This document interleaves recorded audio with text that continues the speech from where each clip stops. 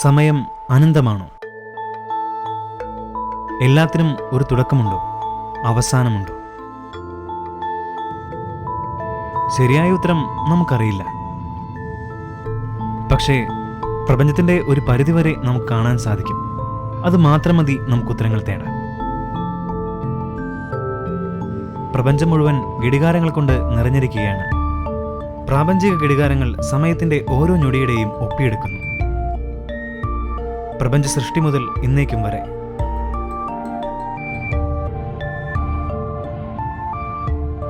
ഇവരാണ് നക്ഷത്രങ്ങൾ.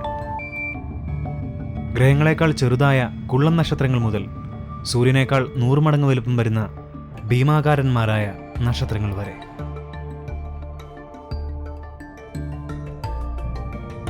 നമ്മൾ ഇന്ന് ജീവിക്കുന്ന കാലഘട്ടമാണ് സ്റ്റെല്ലാർ ഏറ.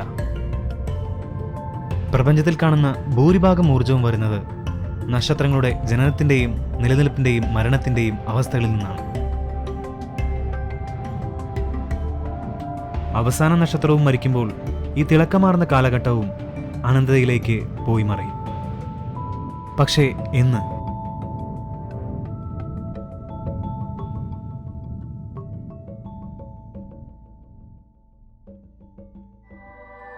ലോകരാജ്യങ്ങൾ കൈകോർത്ത് the Galaxy and mass assembly project ഈ പ്രക്രിയയെക്കുറിച്ച് കൂടുതൽ വ്യക്തമാക്കി.